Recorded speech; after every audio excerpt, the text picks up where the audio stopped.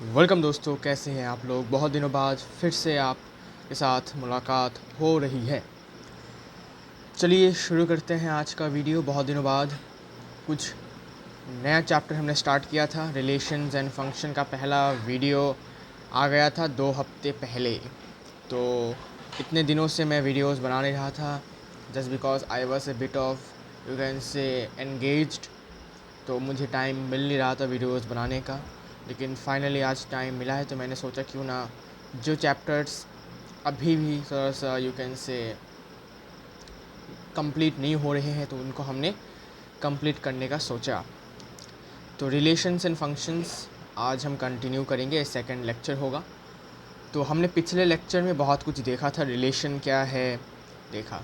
तो ये chapter basically set पर ही डिपेंडेंट है, ठीक है।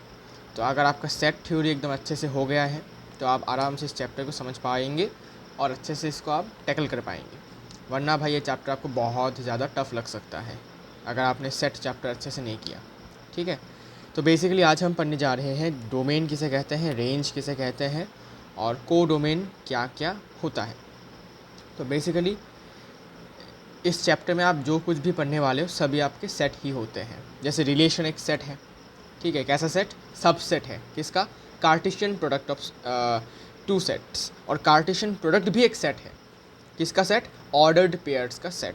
तो बेसिकली इस चैप्टर में सब कुछ आपका सेट के फॉर्म में ही है।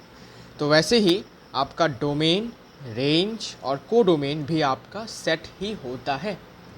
क्या बात है भाई। अच्छा, अब बेसिकली इनका डेफिनेशन क्या है, ठीक है, और क्या क्या है इनके बारे में हम अभी देखेंगे। तो बेसिकली डोमेन का मतलब है, यू कैन से कि डोमेन का मतलब द फर्स्ट एलिमेंट, ठीक है, the first element of the ordered pair which is engaged in A relation, ठीक है। तो अभी के लिए डेफिनेशन थोड़ा सा आपको याद रखना है। जब मैं क्वेश्चन करवाऊंगा अभी देखना, डेफिनेशन याद रखने की ज़रूरत होगा ही नहीं। आप आराम से अपने दिमाग में याद रख सकते हैं कि डोमेन किसे कहते हैं, रेंज किसे कहते हैं और कोडोमेन किसे कहते हैं। तो अभी के लिए ये लिख सकते हो कि domain is nothing but the first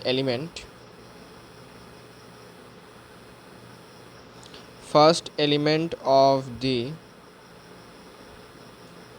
ordered pair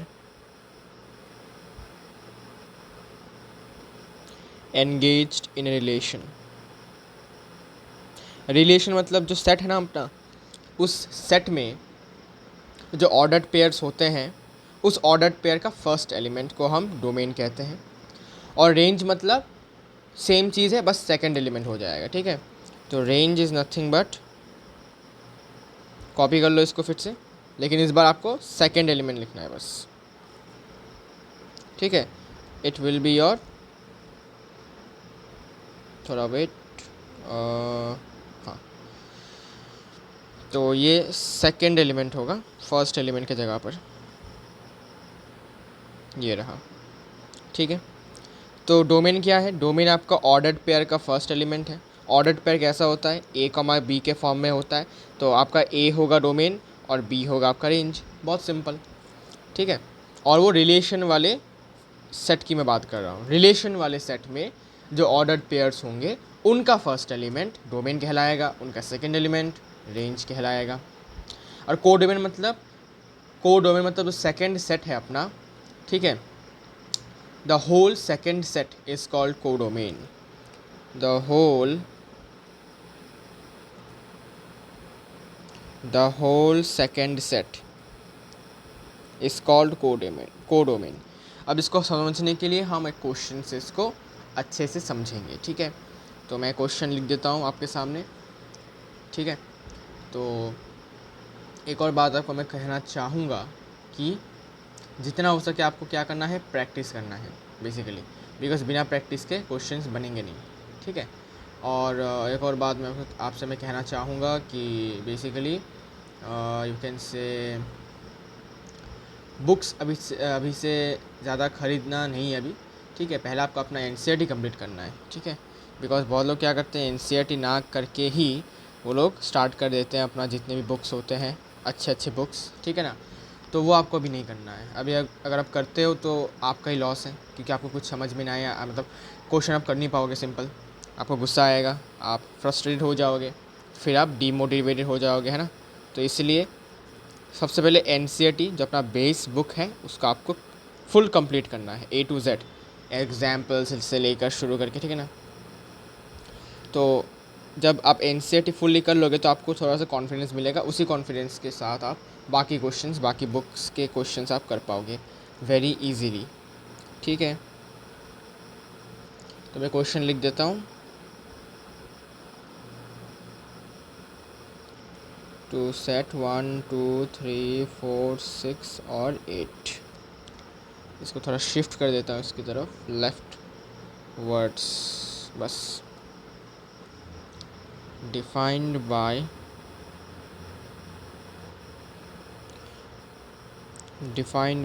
x related to y, ठीक है। इसका मतलब होता है सेट x, ठीक है। सेट A में जो फर्स्ट एलिमेंट x है वो आपका y से रिलेटेड है। कैसे रिलेटेड है? सच दैट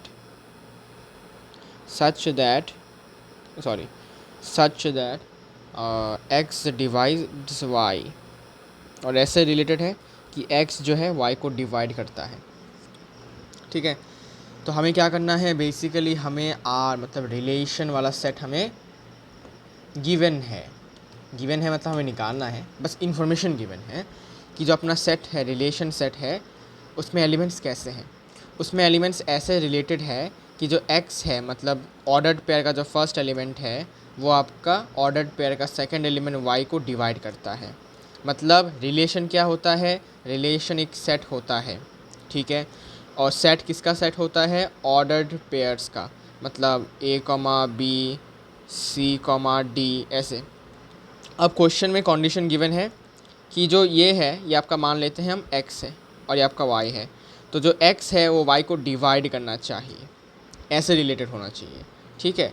मतलब सेट A और सेट B में से आपको ऐसे ऑर्डर्ड पेयर्स बनाने हैं जिसमें आपका ऑर्डर्ड पेयर का फर्स्ट एलिमेंट ऑर्डर्ड पेयर के सेकंड एलिमेंट को डिवाइड कर रहा होगा। क्या ये बात क्लियर है? जी हाँ। तो आइए बनाते हैं इसको। तो आपको लिखना पड़ेगा सबसे पहले, अच्छा सॉरी पहले क्वेश्चन को कंप्लीट कर लेता हूँ, ठीक है। आपको पहले क्या लिखना है? सबसे पहले आपको रिलेशन लिखना है। राइट द रिलेशन आर, ठीक है, रोस्टर फॉर्म में लिखिएगा। और नंबर 2 पर आपको डोमेन, कोडोमेन और रेंज फाइंड करना है। Find domain, range and codomain, ठीक है भाई। अच्छा जी, अब देखिएगा हम क्वेश्चन को कैसे टैकल करते हैं। तो फर्स्ट ऑफ ऑल रिलेशन वाले सेट को लिखते हैं। तो रिलेशन वाले सेट को लिखने के लिए एक कंडीशन गिवन है कि जो ऑर्डर्ड पेयर्स हम लिखेंगे उस ऑर्डर्ड पेयर का फर्स्ट एलिमेंट दूसरे एलिमेंट को डिवाइड करना चाहिए, ठीक है भाई। अब रिलेशन कहा गया कि सेट A से सेट B में है, तो हमें सेट A पर अपना नज़र रखना है, फिर उसके साथ हमें सेट B का ऑर्डर्ड पेयर बनाना है। तो मुझे बताओ सेट A इंटू बी मतलब A क्रॉस B मतलब क्या? Cartesian product of set and B। तो इसमें क्या क्या मतलब कितने एलिमेंट्स आएंगे, सॉरी कितने एलिमेंट्स नहीं, मतलब हाँ ठीक है, कितने एलिमेंट्स आएंगे A क्रॉस B में? Number of elements in A cross B कितना होता है? बहुत इजी फार्मूला है, number of elements in A into number of elements in B, 3 into 6 18। तो इसमें 3 एलिमेंट्स है, इसमें 6 एलिमेंट्स हैं। तो जब हम A इंटू B करेंगे, ठीक है, मतलब कार्टेशियन प्रोडक्ट करेंगे A और B का, तब उसमें 18 एलिमेंट्स होंगे। लेकिन relation is the subset of this set, relation is the subset of the set A into B। तो A इंटू B में आपके कितने एलिमेंट्स हैं? 18 एलिमेंट्स हैं। तो उस 18 एलिमेंट्स में से कुछ गिने चुने एलिमेंट्स ये आपके रिलेशन वाले सेट में होंगे। क्यों? बिकॉज कंडीशन गिवन था, कंडीशन के अनुसार ही आपके रिलेशन वाले सेट में एलिमेंट्स आएंगे। तो कंडीशन के अनुसार अगर हम थोड़ा सा दिमाग लगाएं तो यहाँ पर मैं अगर आपका A इंटू B करता हूँ आपके सामने, ठीक है, आपको मैं पूरा समझा देता हूँ। पहले देखो, अगर मैं सबसे पहले A इंटू B करता हूँ, A इंटू B करूँगा, ठीक है, तो ए इंटू बी करने के लिए क्या करना होता है, सेट ए के एलिमेंट्स को सेट बी के साथ आपको पेयर बनाना है। 2 को आपको 1 के साथ, 2 के साथ, 3 के साथ, 4 के साथ, 6 के साथ, 8 के साथ पेयर बनाओ। फिर 4 को 1 के साथ, 2 के साथ, 3 के साथ, 4 के साथ, 6 के साथ, 8 के साथ, फिर 5 को भी फिर 1 2 3 4 6 और 8 के साथ पेयर बनाना है। ठीक है, ये होता है आपका ए इंटू बी। सिंपल, आपको याद होना चाहिए। 2 इंटू 1, फिर 2 इंटू 2, फिर 2 इंटू 3, फिर 2 इंटू 4, फिर 2 इंटू 6, सॉरी, फिर 2 इंटू 8। ठीक है, अभी 4 की बारी। 4 इंटू 4,1, 4,2, 4,3, 4,4, 4,6, 4,8। अभी 5 की बारी। 5,1, 5,2, 5,3, 5,4, 5,6 और 5,8। ठीक है, ये आपका कार्टेशियन प्रोडक्ट है ए और बी का। इसमें आप देख सकते हैं 18 एलिमेंट्स हैं, लेकिन इन 18 एलिमेंट्स में से हमारे रिलेशन वाले सेट में, आर वाले सेट में वही एलिमेंट्स जाएंगे, मतलब वही ऑर्डर्ड पेयर्स जाएंगे जिसमें आपका फर्स्ट एलिमेंट सेकेंड एलिमेंट को डिवाइड कर रहा होगा। मतलब ये x होगा, अगर y होगा तो x आपका y को डिवाइड कर रहा होगा। यहाँ पर जितने भी ऐसे ऑर्डर्ड पेयर्स हैं जहाँ पर फर्स्ट एलिमेंट सेकेंड एलिमेंट को डिवाइड कर रहा है, वो हमारे रिलेशन वाले सेट में आ जाएंगे। तो देखो इनमें से कौन सा कंडीशन सेटिस्फाई कर रहा है, कौन से ऑर्डर्ड पेयर्स। क्या 2 1 को डिवाइड करता है? जी नहीं। क्या 2 2 को डिवाइड करता है? जी हाँ। तो ये अपने रिलेशन वाले सेट में ज्वाइन करेंगे। Got it. क्या 2 3 को डिवाइड करता है? जी नहीं। क्या 2 4 को डिवाइड करता है? जी हाँ। तो ये आपके रिलेशन वाले सेट में आ जाएंगे। तो जो कंडीशंस को फॉलो करेंगे वही रिलेशन वाले सेट में आ जाएंगे। क्या 2 6 को डिवाइड करता है? जी हाँ। तो ये भी आ जाएंगे रिलेशन वाले सेट में। समझ आ रहा है? मज़ा आ रहा है? ओके। क्या 2 8 को डिवाइड करता है? जी हाँ, ये भी आ जाएगा। इसके बाद 4 1 को डिवाइड नहीं करता, 4 2 को भी डिवाइड नहीं करता, 4 3 को भी डिवाइड नहीं करता, 4 4 को डिवाइड करता है, तो ये आ जाएगा। फिर 4 6 को डिवाइड नहीं करता, 4 8 को डिवाइड करता है, तो 4,8 भी आ जाएगा। इसके बाद 5 1 को डिवाइड नहीं करता, 5 2 को भी डिवाइड नहीं करता, 3 को भी नहीं करता, 4 को भी नहीं करता, 5 6 को भी डिवाइड नहीं करता, 5 8 को भी डिवाइड नहीं करता, तो और कोई यहाँ पर आएगा नहीं। समझ आया? बस इतना तक ही था। तो आपका रिलेशन वाला जो सेट है वो बन गया है। समझ आया कैसे रिलेशन वाला सेट बनता है? तो बेसिकली आपको कंडीशन देखना है, उसके अनुसार उस कंडीशन को फॉलो करने वाले जितने भी ऑर्डर्ड पेयर्स हैं उस सेट को हम कहते हैं रिलेशन वाला सेट। और ये बेसिकली आपका ए इंटू बी मतलब कार्टेशियन प्रोडक्ट का ही सबसेट होता है। तो देखो ये जो सेट है ये इसी का सबसेट है कि नहीं? हाँ भाई, गॉट इट। अब हमें डोमेन निकालना है, रेंज निकालना है और कोडोमेन भी निकालना है। ठीक है भाई, बहुत इजी है, देखिएगा। ये आपका आंसर है पहला वाला। अब आते हैं दूसरे वाले क्वेश्चन पर, रोमन 2 पर। आराम से देखिएगा, समझने की कोशिश कीजिएगा। हमें डोमेन निकालना है। मैंने डेफिनेशन क्या लिखवाया था डोमेन का? First element of the ordered pair engaged in relation. मतलब रिलेशन वाले सेट में, देखो ये रिलेशन वाला सेट है, इस सेट में जितने भी ऑर्डर्ड पेयर्स हैं उनका फर्स्ट एलिमेंट आपको सेलेक्ट करना है। ठीक है, उनका सेट बनाना है, वही होगा आपका डोमेन। समझ आया? बिकॉज डोमेन भी एक सेट होता है।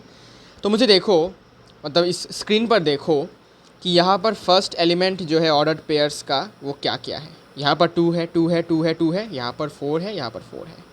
तो मैं आपको ने एक बात बताया था कि सेट के अंदर रिपीटेशंस नहीं होते। तो 2 भाई यहाँ पर 4 बार आ चुका है। जो 2 है वो 4 बार आया है, लेकिन हमें लिखना एक ही बार है। 4 2 बार आया है, लेकिन हमें लिखना एक ही बार है। तो ये जो सेट हमने बनाया है ये आपका डोमेन वाला सेट होता है। सिंपल। तो डोमेन का सेट हो जाएगा आपका 2,4, वेरी वेरी इजी। इसके बाद रेंज। रेंज मतलब सेम है डेफिनेशन, बस आपको सेकेंड एलिमेंट्स को ढूंढना है। तो रिलेशन के सेट में, रिलेशन वाले सेट में जितने भी ऑर्डर्ड पेयर्स हैं उन सब का सेकंड एलिमेंट सेलेक्ट करो और उनका सेट बना दो। 2 है, 4 है, 6 है, 8 है, 4 फिर से रिपीट किया, 8 फिर से रिपीट किया, तो बस सेकंड एलिमेंट्स का सेट बना दो, रिपीटेशन नहीं होना चाहिए। 2 है, 4 है, 6 है और 8 है, ठीक है, हो गया, बस रेंज हो गया, वेरी इजी।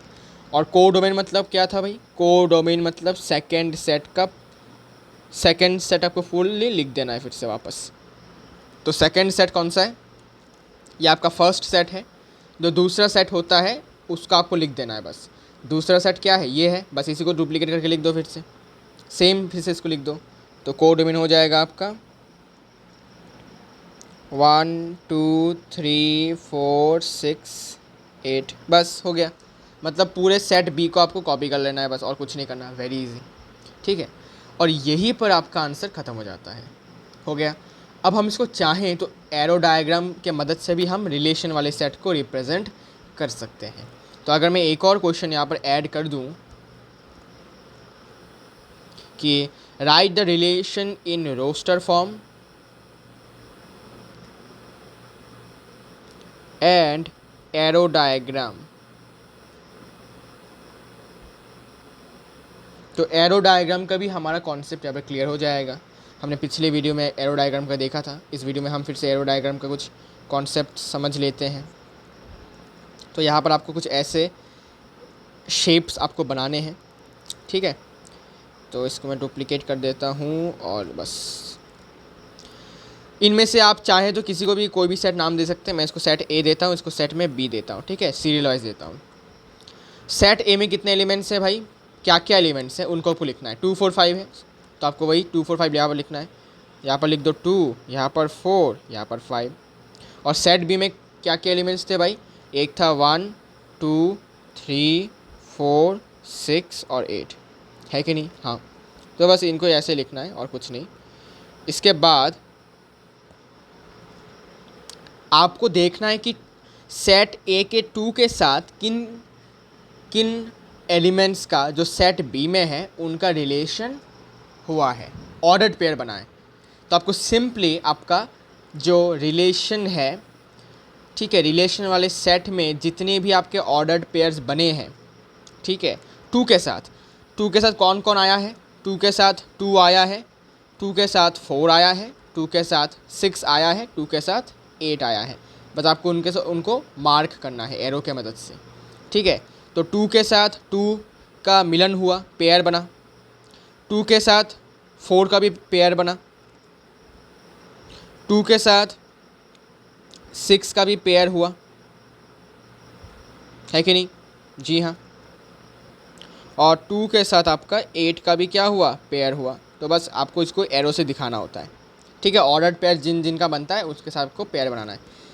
अब सेट ए का जो नंबर एलिमेंट 4 है उसके किसके साथ पेयर बने हैं रिलेशन वाले सेट में?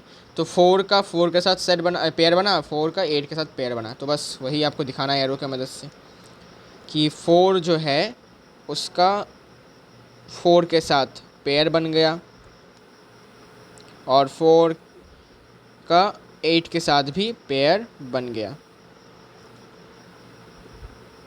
ठीक है। बस ये करना था, ठीक है।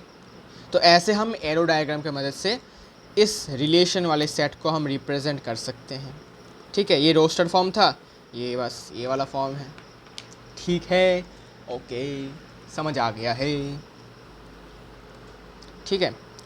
अच्छा, अब डोमेन, रेंज और कोडोमेन के अलग अलग डेफिनेशंस भी बनेंगे। कैसे? बताता हूँ।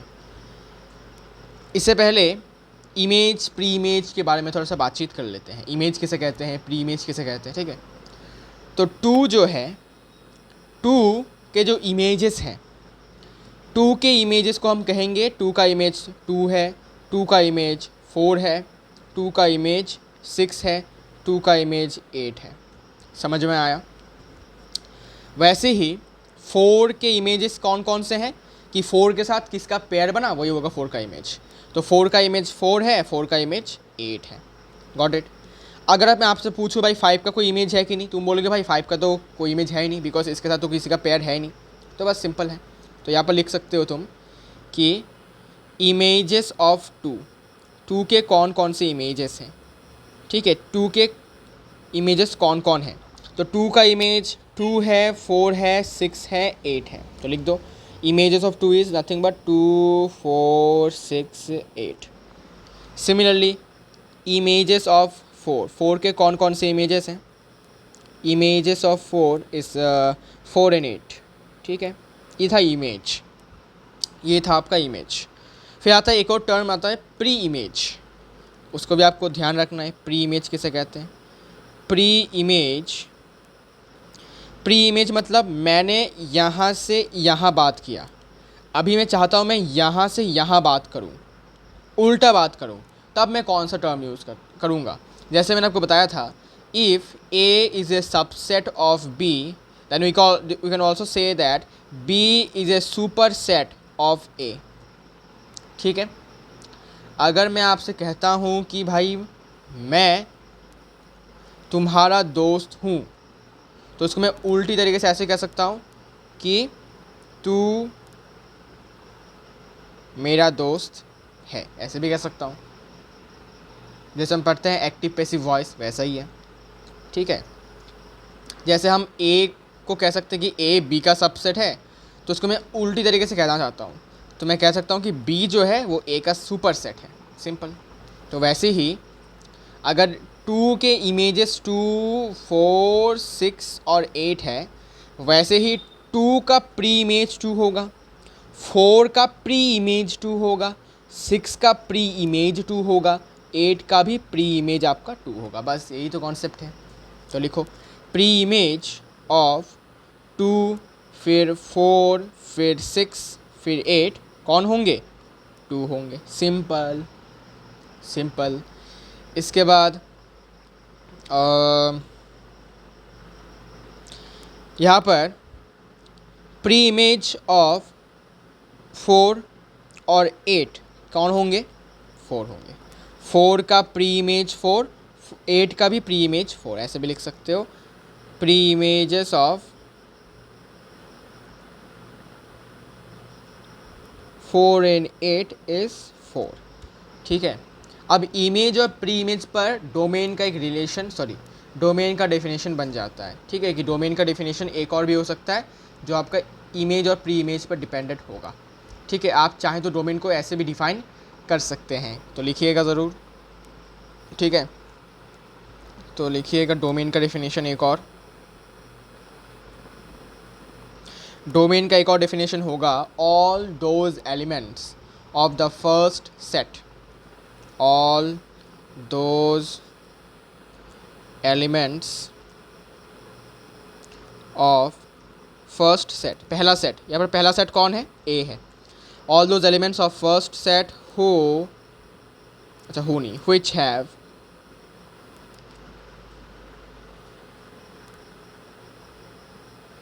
have images in the second set। तो डोमेन का एक और डेफिनेशन है कि पहले वाले सेट के ऐसे एलिमेंट्स जिनका इमेज बनता है सेकंड सेट में, मतलब जिनका इमेज आपका सेकंड सेट में मौजूद है। जैसे कि देखो, ये फर्स्ट सेट है, ये आपका सेकंड सेट है। तो फर्स्ट सेट में ऐसे एलिमेंट्स मुझे बताओ जिनके इमेजेस आपको सेकंड सेट में मिल रहे हैं। तो जाहिर सी बात है 2 एक फर्स्ट सेट का एलिमेंट है जिसका इमेज आपका सेकंड सेट में मिल रहा है, बी सेट में मिल रहा है, जो कि है 2, 4, 6 और 8। तो 2 आपका एक डोमेन होगा।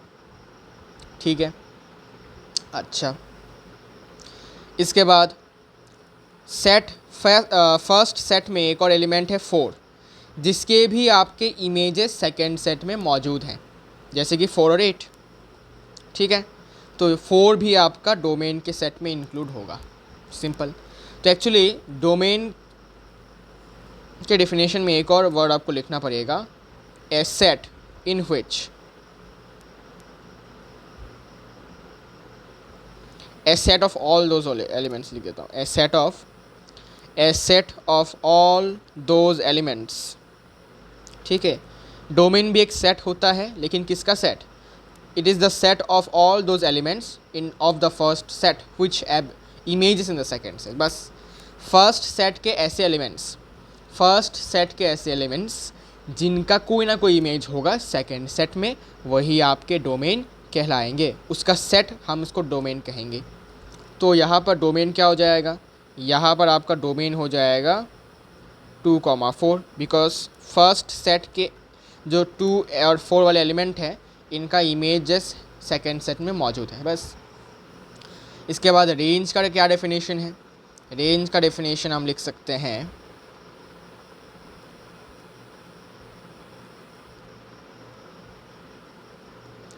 a set of all those elements, a set of all those elements of the second set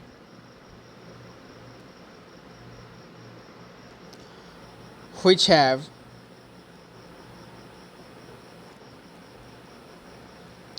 have pre-images in the second set, sorry अरे क्या लिख रहा, in the first set, or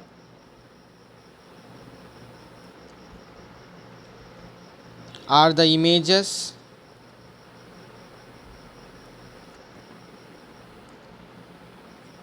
of the elements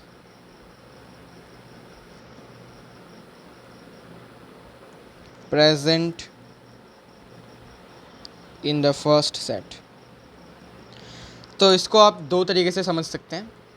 range का मतलब है ऐसे elements का एक सेट जो सेकेंड सेट से बिलोंग करते हैं, ठीक है, जिनका सेकेंड सेट से बिलोंग करते हैं, और इन्हीं सेकेंड सेट में ऐसे एलिमेंट्स का सेट हम बना रहे हैं, उनको हम रेंज कहेंगे। ठीक है, तो सेकेंड सेट के ऐसे लौंडे लोग, ऐसे एलिमेंट्स जिनका कोई ना कोई प्री इमेज है फर्स्ट सेट में।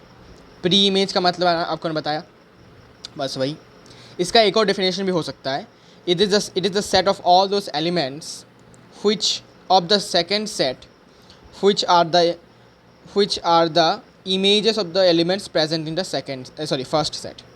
मतलब फर्स्ट सेट में मौजूद ऐसे एलिमेंट्स जिनका जो इमेज है वो सेकंड सेट में मौजूद है, वो एलिमेंट्स का सेट रेंज कहलाता है। देखा जाए तो थोड़ा कंफ्यूजिंग लग सकता है। बेसिकली अगर मैं देखूं कि फर्स्ट सेट के जितने भी एलिमेंट्स हैं 2 और 4, इनके जो इमेजेस हैं, ठीक है, वो आपको सेकंड सेट में मिलेंगे, जो कि है 2, 4, 6 और 8। तो मैंने ऐसा लिखा कि सेकंड सेट के ऐसे एलिमेंट्स जो फर्स्ट सेट के एलिमेंट्स के इमेजेस हो।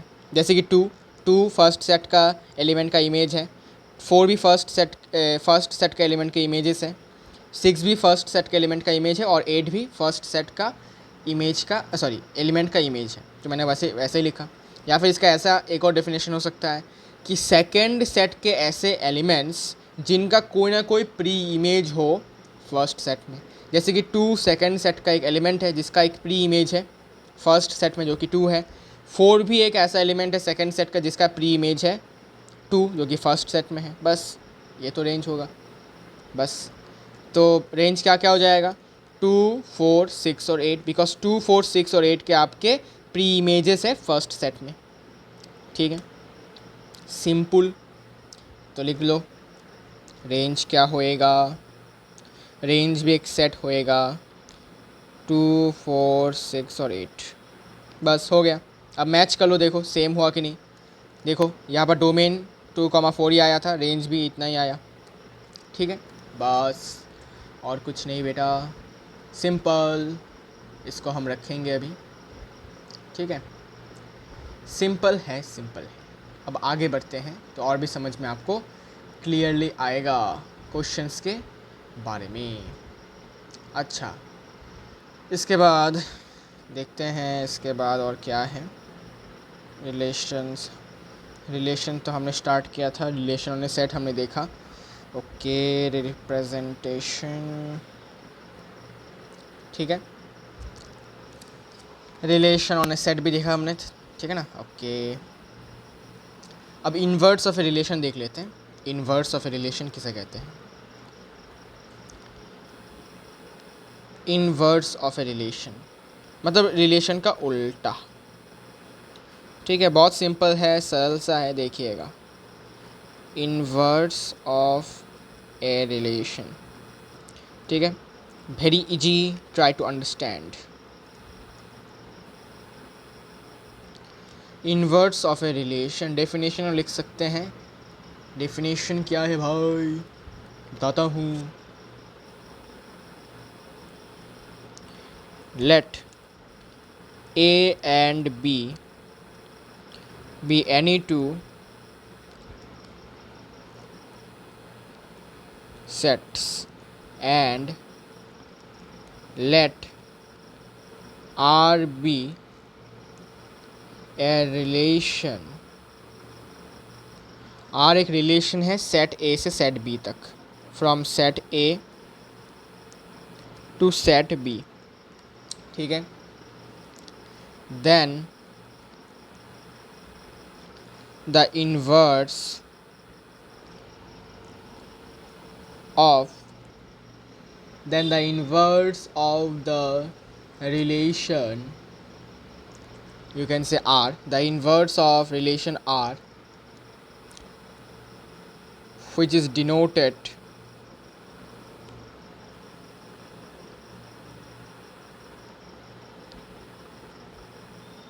as R inverse, ऐसे लिखते हैं, ठीक है, power minus, is a relation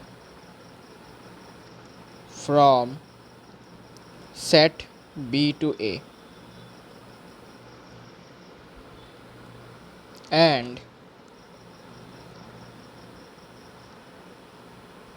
and is defined by R inverse equals to B comma A such that A and B belongs to R। R मतलब relation. अब इसको समझेंगे कैसे? समझने के लिए हम लोगों के पास एक क्वेश्चन है, हम उस क्वेश्चन को सॉल्व करेंगे तो आपको पूरा क्लियर हो जाएगा इनवर्स ऑफ ए रिलेशन क्या चीज़ है, ठीक है। ओके, चलिए देखते हैं।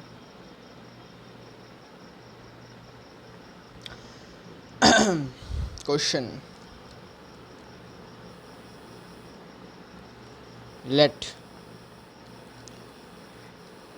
A be the set of first 10 natural numbers and let R मतलब relation be a relation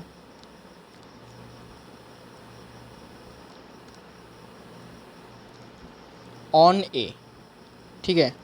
मैंने आपको बताया था रिलेशन ऑन ए का मतलब होता है बस ए इंटू ए सेट का एक सबसेट, ठीक है।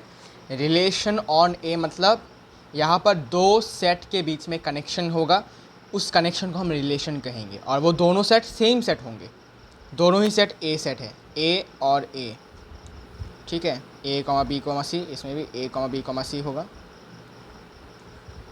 ठीक है। तो बेसिकली दो सेम सेट पर ही एक रिलेशन बनाया जा सकता है जिसको हम रिलेशन ऑन ए कहेंगे, ठीक है। और यहाँ पर जो रिलेशन ऑन सेट ए है और वो सेट कौन है, सेट है set of first 10 natural numbers, पहले 10 नेचुरल नंबर्स का सेट है, उस पर रिलेशन है, ठीक है। अच्छा, डिफाइंड बाय, और इसको डिफाइन कैसे किया जाता है? देखो याद रखना एक बात, कि रिलेशन लिखने के वक्त हमेशा एक कंडीशन सेट किया जाता है, ठीक है। रिलेशन इज़ ए सबसेट, तो ऑब्वियसली एक कंडीशन रहेगा, ठीक है। और वो कंडीशन में कुछ ऐसा लिखा होगा कि डिफाइंड बाय समथिंग, कुछ लिखा होगा जैसे कि defined by R equals to something लिखा है, जैसे कि एक्स कॉमा वाई, ठीक है, ordered pairs such that x belongs to set A, y also belongs to set A, and एक और जो मेन इंपॉर्टेंट कंडीशन है कि x plus 2y equals to 10 होगा, ठीक है। Now you have to express the relation in roster form, ठीक है। Express r and r inverse, ठीक है। इसके बाद also find domains of relation and inverse of relation set and ranges मतलब जो रेंज है उसको फाइंड करना है। रेंज लिख देता हूँ, range of set R and set R inverse, simple. चलिए देखते हैं कैसे सॉल्व करना है। तो सेट ए जो है वो पहले लिख लेते हैं। सेट ए फर्स्ट 10 नेचुरल नंबर्स बोला ना, हाँ। तो 1 2 3 4 5 6 7 8 9 10 वापस से इसी को कॉपी करके लिख लो, जिससे कि आपको देखने में कन्वीनियंट लगेगा, ठीक है। कि दो सेट है और दोनों सेट सेम है। अब इन पर हमें रिलेशन निकालना है। रिलेशन में कंडीशन गिवन है कि ये ऑर्डर्ड पेयर्स के फॉर्म में होंगे, एक्स कॉमा वाई के फॉर्म में होंगे, और इस ऑर्डर्ड पेयर का फर्स्ट एलिमेंट सेट ए को बिलोंग करेगा, सेकंड एलिमेंट भी सेट ए को बिलोंग करेगा, बिकॉज दोनों सेम ही सेट है। एक और इम्पॉर्टेंट कंडीशन है कि ये इस वाले इक्वेशन को सेटिस्फाई करेगा कि एक्स और वाई के वैल्यूज़ जो है इस वाले रिलेशन को सेटिस्फाई करने चाहिए, ठीक है।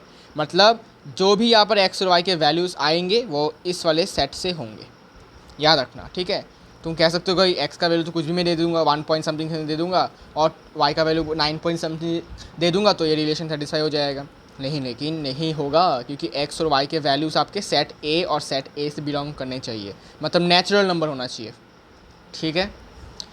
तो इसको कैसे करेंगे यार? करने का टेक्निक बहुत सिंपल है, दिमाग में सोचो, ब्रेन लगाओ और क्वेश्चन को अटेम्प्ट करो, देखो कैसे समझाता है अपन।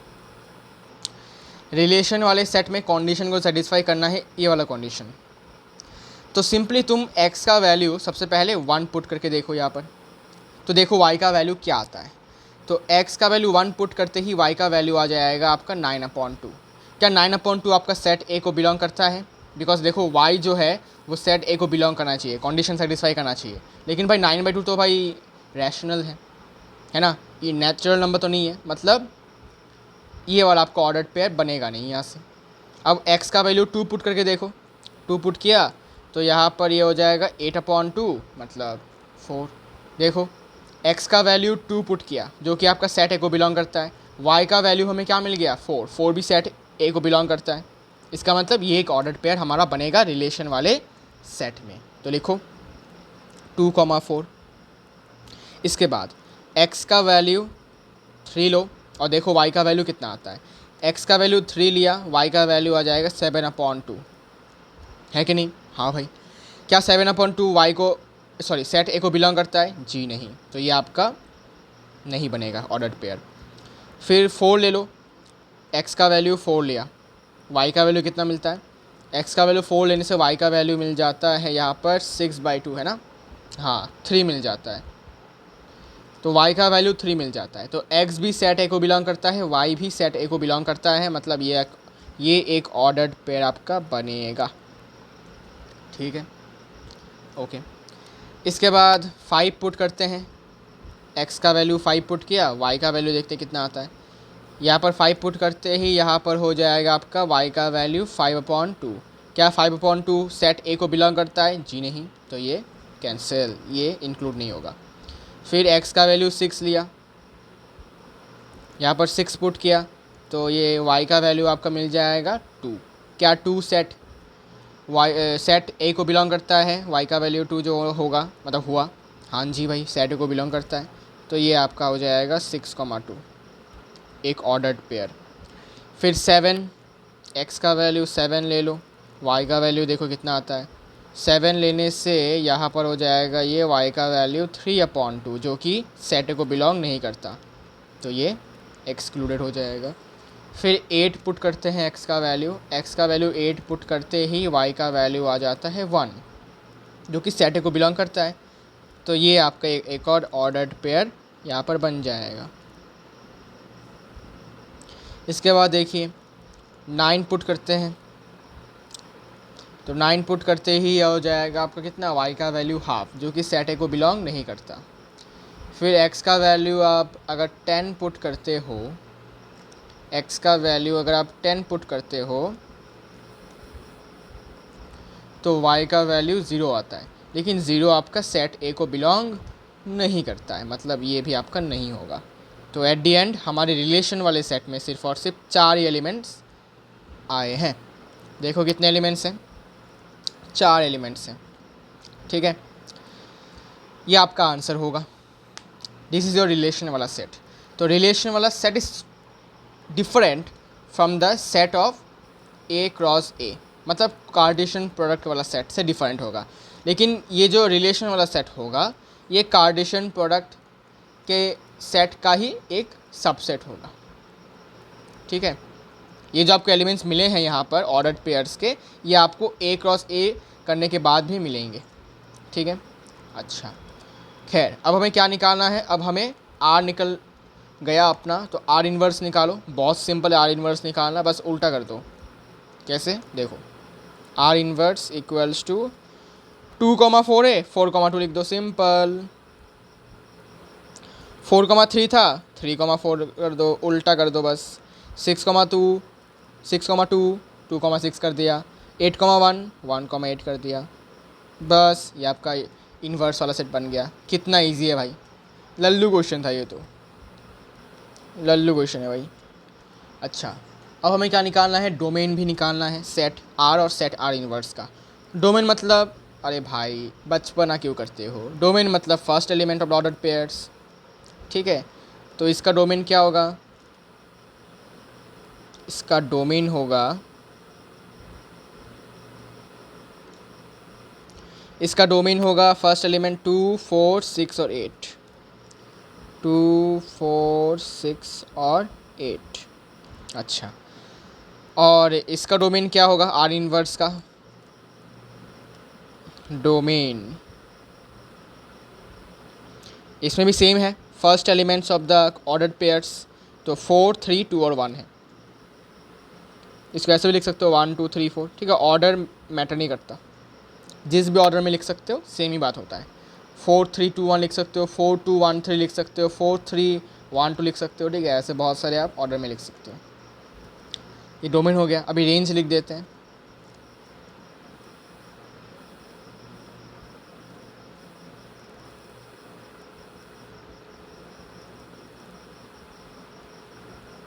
रेंज मतलब डेफिनेशन पढ़ा भाई, second element of the ordered pairs, second element मतलब 4 3 2 1, तो रिलेशन वाले सेट का रेंज हो जाएगा 1 2 3 एंड 4। सिमिलरली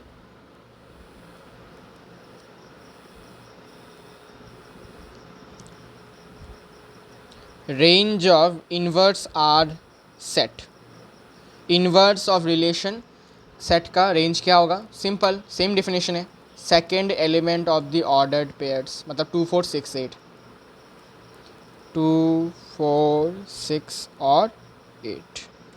अगर आप गौर से देखें तो रिलेशन सेट का डोमेन और इन्वर्स रिलेशन सेट का रेंज बराबर है, ठीक है ना। अगर हम गौर से देखेंगे कि इसके साथ आपका इसका कनेक्शन है और इसके साथ आपका इसका कनेक्शन बनता हुआ आपको देखने को मिलेगा, ठीक है।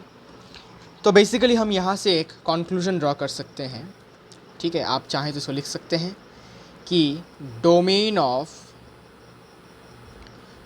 Of relation set will be equal to range of inverse relation set. ये पहली बात। दूसरी बात, range of relation set will be equal to domain of inverse relation set. क्या ये बात क्लियर है? हमने अभी देखा क्वेश्चन को सॉल्व करने के बाद हमें ये देखने को मिला। अच्छा, ये दोनों बात आपको याद रखना है, याद रख सकते हैं या फिर आप ऐसे ही दिमाग में रख सकते हैं इसको एज ए फैक्ट, ठीक है, एज ए नॉलेज।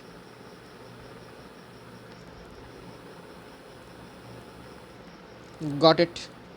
ठीक है, समझ में आया क्या? समझ में आया क्या? अच्छा, इसके बाद क्या करें? देखते हैं क्या किया जा सकता है। बेसिकली क्या किया जाए और क्या बाकी है वो देख लेता हूँ। एक क्वेश्चन एक और कर लेते हैं, और कुछ बचा नहीं है वैसे रिलेशन वाले पार्ट से, ठीक है, रिलेशन वाले पार्ट से और कुछ बचा नहीं है वैसे।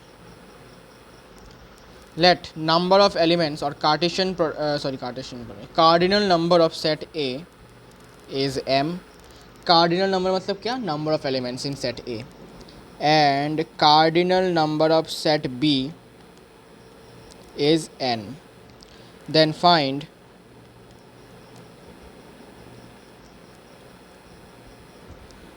the number of non-empty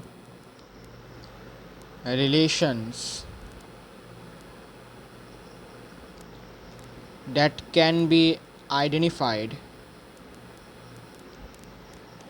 or defined from set A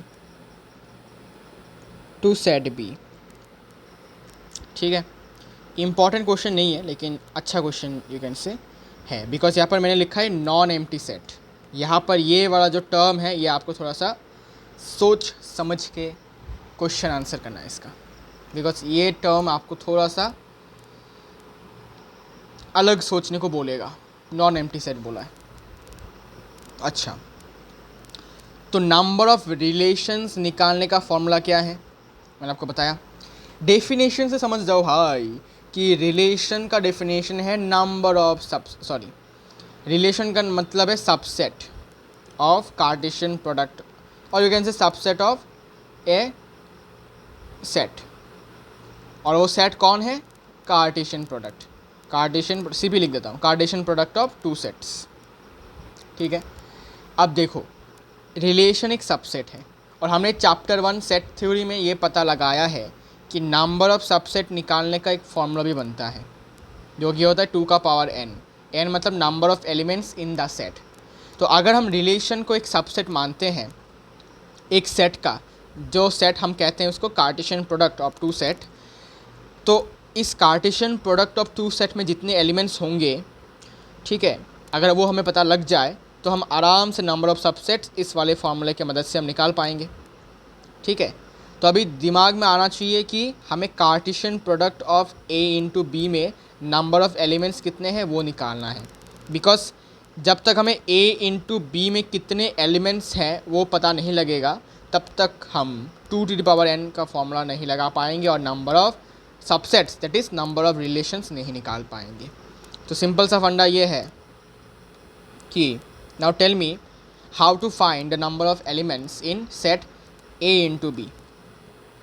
इसके लिए भी फॉर्मूला था कि number of elements in the Cartesian product of set A and set B is number of elements in set A into number of elements in set B. इसका value question में given m है, इसका value n है, multiply कर दो मतलब mn हो जाएगा। ठीक है, तो इतने सारे एलिमेंट्स हैं आपके क्रॉस ए क्रॉस बी वाले सेट में।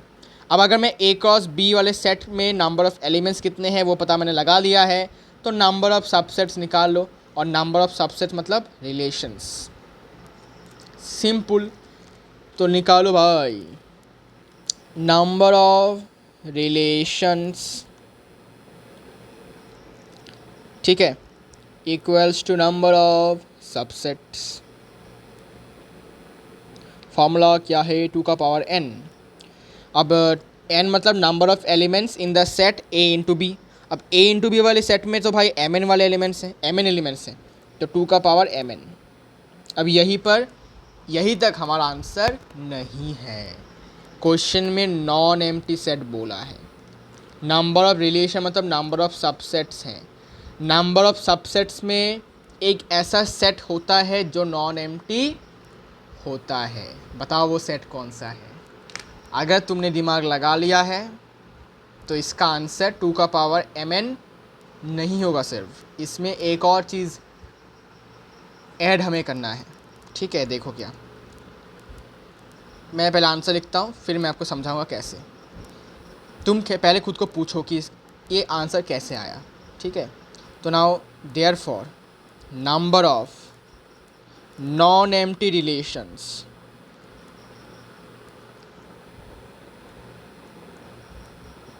इक्वल्स टू 2 का पावर mn माइनस 1। अब तुम मुझे बताओ कि मैंने -1 क्यों लिया, -1 क्यों किया मैंने? ज़रा सोच के देखो, ऐसा कौन सा सेट है जो नॉन एम्प्टी है, ठीक है?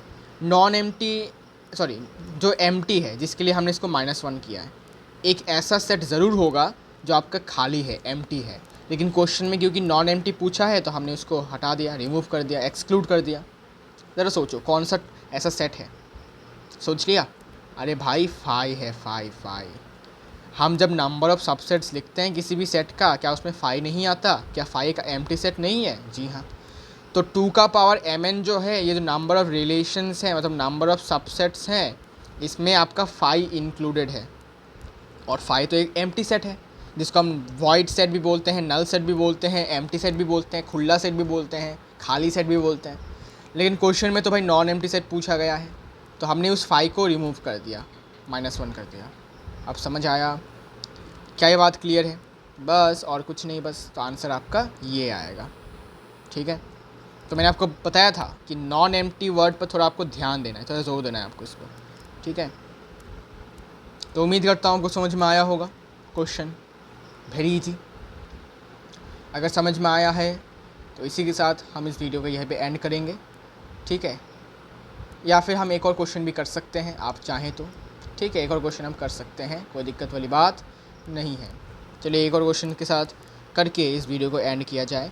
नेक्स्ट लेक्चर में हम फंक्शंस पढ़ेंगे। फंक्शन भी रिलेशन का ही एक पार्ट होता है। पार्ट मतलब you can say A special form of relation, मतलब रिलेशन ही होता है लेकिन इसका कुछ स्पेशल फॉर्म होता है। कुछ कंडीशंस, कुछ क्राइटेरिया फॉलो करने के बाद ही हमें फंक्शन मिलेगा, ठीक है? जैसे कि यू कैन से कि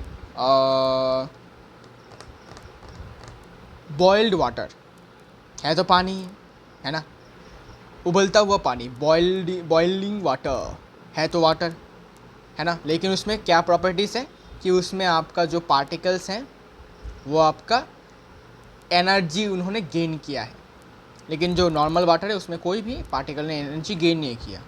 तो है तो पानी ही, लेकिन थोड़ा सा कुछ additional you can say properties और क्राइटेरिया फॉलो करने के बाद वो पानी से बॉइलिंग वाटर बन जाएगा, ठीक है?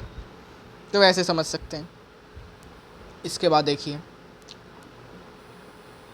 लास्ट क्वेश्चन, एक सेट ए है जैसे कि 1 2 3 5, और दूसरा सेट बी है 4 6 और 9। Now you have to define a relation. Define a relation. अच्छा, a relation ना लिख के define R from A to B, ठीक है? अगर क्वेश्चन में कुछ ऐसा लिखा हुआ है तो समझ जाना R मतलब relation from set A to set B, ठीक है। कभी कभी ऐसे भी लिखा रहता है तो कभी लोग समझ नहीं पाते ना, इसलिए मैं बता रहा हूँ। डिफाइंड है तो हाँ इतना,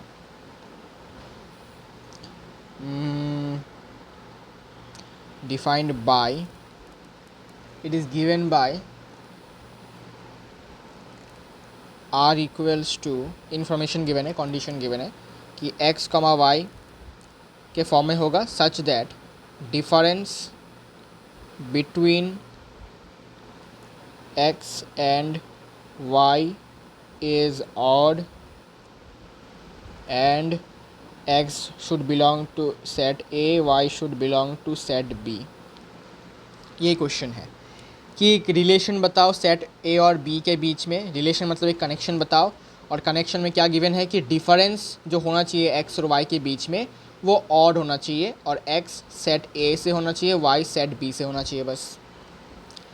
तो बस देखिए, इसको हम मन ही मन कर सकते हैं चाहे तो R इक्वल्स टू, देखो सेट ए से सेट बी में जाना है तो आपको 1 से 4 को कंपेयर करो, 1 से 6 को कंपेयर करो, 1 से 9 को कंपेयर करो। कंपेयर मतलब क्या कि माइनस करके देखो डिफरेंस ऑड आता है कि नहीं, तो वो आपका सिलेक्ट हो जाएगा। देखो 1,4 अगर मैं लेता हूँ अपना ऑर्डर्ड पेयर, तो 1 माइनस 4 कितना होता है, ऑड है। -3 मतलब माइनस हो प्लस हो कोई दिक्कत नहीं है, लेकिन ऑड आ रहा है वैल्यू, ठीक है। तो ये आपका इंक्लूड होगा आपके रिलेशन वाले सेट में, बिकॉज रिलेशन वाले सेट में इंक्लूड होने के लिए कंडीशन क्या था, एक्स और वाई का बीच में डिफरेंस ऑड होना चाहिए, एक्स आपका सेट ए का होना चाहिए, वाई आपका सेट बी का होना चाहिए बस। तो 1,4 ये आप मन ही मन कर सकते हो जब आप एक्सपर्ट हो जाओगे, कॉन्फिडेंट एनफ हो जाओगे। 1 और 6 को अगर मैं लेता हूँ तो 1 माइनस 6 5 होता है, -5 जो भी बोलो ऑड होता है, मतलब ये भी इंक्लूड होगा। 1 माइनस 9 8 होता है, इवन होता है, इंक्लूड नहीं कर सकते। 2 minus 4 even, 2 minus 6 even, 2 minus 9 7 odd होता है, इसको हमें इंक्लूड करना है अपने रिलेशन वाले सेट में। समझ आ रहा है? और कुछ नहीं बस। इसके बाद 3,4 मतलब 3 माइनस 4 -1 ऑड है, तो ये इसको हम इंक्लूड करेंगे। फिर 3 माइनस 6 ऑड आता है, ठीक है। फिर 3 और -9, 3 माइनस 9 तो -6 मतलब इवन होगा नहीं। 5 माइनस 4 करेंगे, ऑड होता है, तो 5,4 को इंक्लूड करेंगे। 5,4 फिर 5 और -5 माइनस 6 1 होता है ना, और होता है, तो इसको भी इंक्लूड करेंगे। फिर 5 माइनस 9 4 होता है, इवन होता है, तो इसको हम इंक्लूड नहीं करेंगे। तो हमारे रिलेशन वाले सेट में आपके यही एलिमेंट्स आ जाएंगे, ठीक है। आप चाहें तो इसका आर इन्वर्स निकाल सकते हैं, डोमेन निकाल सकते हैं, जितनी भी चीज़ें हैं आप निकाल सकते हैं। आप इसको एरो डायग्राम की मदद से भी रिप्रेजेंट कर सकते हैं। यूज़ एरो डायग्राम लिख देता हूँ, तो एरो डायग्राम की मदद से इसको हम लिखते हैं। देखो चलिए एरो डायग्राम की मदद से इसको करते हैं, वेरी इजी है। तो ऐसे लिखा, कॉपी करते हैं, ये रहा।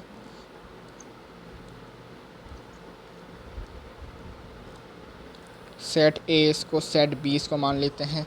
सेट ए के एलिमेंट्स को लिखो 1 2 3 5, और सेट बी के 4 6 9। फिर 1 के साथ 4, 1 के साथ 6, 1 अच्छा, तो 1 के साथ 4 है, 1 के साथ 6 है, इसको एरो से रिप्रेजेंट करेंगे। 1 के साथ 4 का पेयर बना, 1 के साथ फिर 6 का पेयर बना, ये एक रिलेशन हो गया।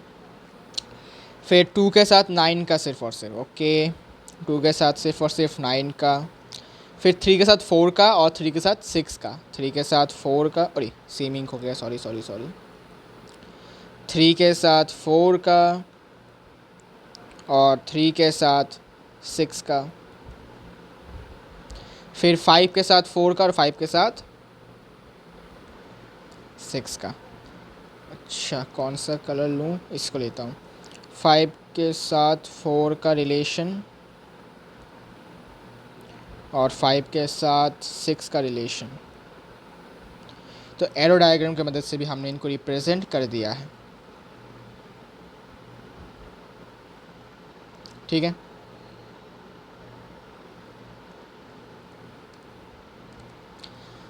दोस्तों ये तो बहुत इजी है, समझ आया है, इजी है। ओके, इसी के साथ मिलते हैं आपके साथ नेक्स्ट लेक्चर में। उस लेक्चर में हम नेक्स्ट लेक्चर में पढ़ने जा रहे हैं फंक्शंस किसे कहते हैं। फंक्शन भी सेट ही होता है भाई, ठीक है, because function is nothing but special relation. Special relation को ही हम कहते हैं फंक्शन, ठीक है। और फंक्शन होने के लिए कुछ क्राइटेरियाज फॉलो करने होते हैं जो हम पढ़ेंगे नेक्स्ट लेक्चर में। तब तक के लिए बने रहिए हमारे साथ।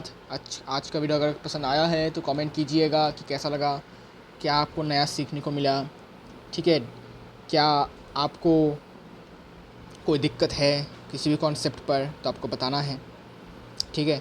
इसको मैं नेक्स्ट वीडियो में क्लियर आउट करने की कोशिश करूँगा, ठीक है। So see you all in the next video. तब तक के लिए good bye, take care and bye bye.